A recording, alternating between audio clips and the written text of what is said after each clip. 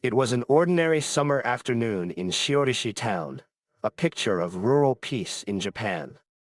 The children at the local school were enjoying their playtime, unaware of the horror about to descend from above. The first sign was a sound, a deep, unfamiliar roar that shattered the calm. They looked up and saw what seemed like black sesame seeds sprinkled from the heavens. But those tiny specks were growing larger, their true shape becoming terrifyingly clear. They were not seeds, they were people. A rain of bodies was falling from the sky. Seconds later, the silent horror ended with a series of brutal impacts across the fields and forests. Hours earlier, ANA Flight 58 took off from Chitose Airport. On board were 162 souls. Many were part of a tour group, traveling together for solace, not knowing it was their final journey. In the cockpit, Captain Tanaka Shinichi and his crew settled into their routine cruise. Meanwhile, at a different airfield, two F-86 fighter jets were preparing for a training mission. In the lead jet was instructor pilot Kuma Shigeo, a seasoned veteran in his 30s. Behind him was his student, a 22-year-old trainee, Ichikawa Yoshimi. Their training exercise was underway, high above the beautiful Japanese landscape.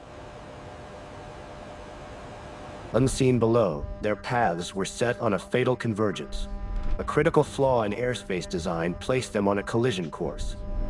In the airliner cockpit, routine had set in. The autopilot was engaged, cruising at altitude. The flight was slightly delayed. It's been suggested the crew might have been taking a moment for a meal. For Ichikawa Yoshimi in the fighter jet, the routine shattered in an instant. Instructor Kuma's voice screamed over the radio, "Tar! Evade!" But it was too late. At 2:02 p.m., the fighter jet's wings sliced into the airliner's tail. Inside the airliner, a deafening crunch was followed by a violent shudder. The collision tore off the airliner's horizontal stabilizer, the key to keeping it level. The massive jet, now uncontrollable, pitched into a nosedive.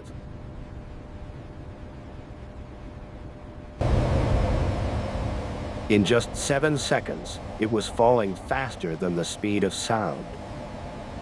Pushing through the sound barrier, the forces acting on the aircraft became unimaginable. The structure, never designed for such stress, began to fail. At 4,600 meters, the Boeing 727 disintegrated. 162 passengers and crew were instantly ejected into the thin, freezing air. The supersonic wind acted like a blade, stripping away everything: clothing, dignity.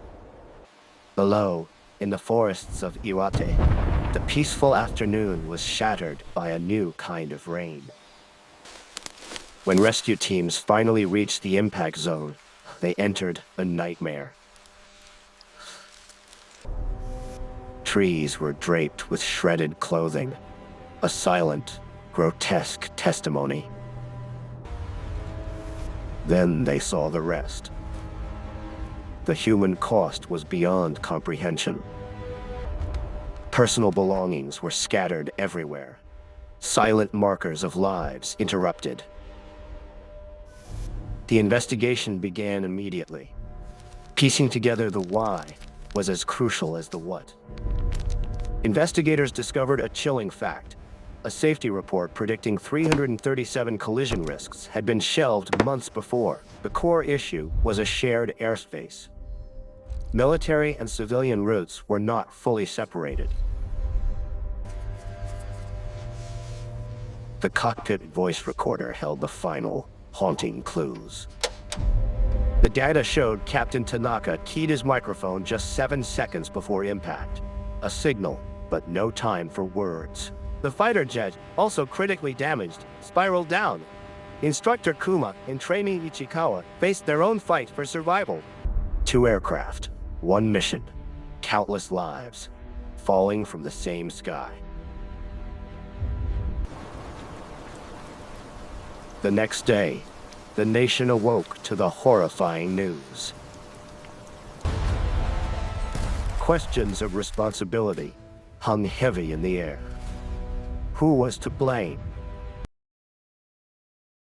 The tragedy became a catalyst. The need for change was undeniable. From the ashes of the disaster, new laws were born, mandating strict separation of airspace. This fundamental reform is the legacy of those lost. It has prevented such a collision in Japan ever since. Today, a memorial forest stands quietly near the site. It is a place for quiet remembrance, for the families, and for history. But the profound trauma of that day left a mark on the land itself. Over the years, stories emerged. Stories of uneasy feelings, of a presence lingering among the trees. Some taxi drivers spoke of seeing figures on this very road, figures that would then vanish. A safety tower now stands guard, a silent sentinel praying for peace in the skies above. Every safe flight today carries the memory and the lesson of Flight 58. The sky can be both beautiful and merciless. We navigate it by learning from the past. They were friends, family members, ordinary people on a journey. Kuma Shigeo was a dedicated instructor, tasked with shaping the next generation of pilots. Ichikawa Yosumi was at the beginning of his aviation career, full of potential. Captain Tanaka Shinichi was a veteran, responsible for the lives in his care. The aircraft itself, a marvel of its time, was just a machine on a schedule. The F-86, a symbol of post-war aviation progress, designed for agility and speed. Exceeding the sound barrier creates forces that leave no room for structural weakness. Warnings unheeded are tragedies waiting to happen. The report gathered dust while risk remained in the air. The technology of the time made visualizing this shared threat difficult for controllers.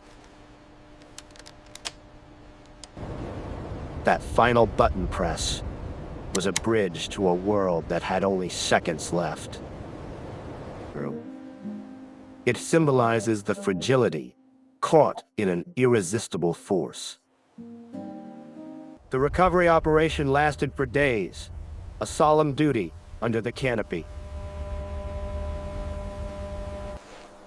For the rescuers, the forest became a maze of horror, a duty that would haunt them. The identification process was a monumental and heartbreaking task. Families waited in agony, hoping for a miracle, facing only confirmation. The fighter wreckage told its own story of the collision's violence.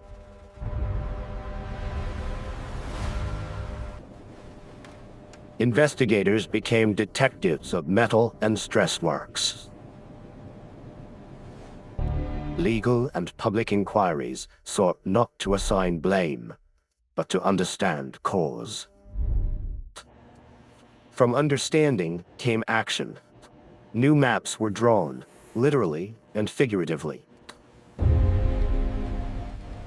Today's systems are built on the foundation of that terrible lesson.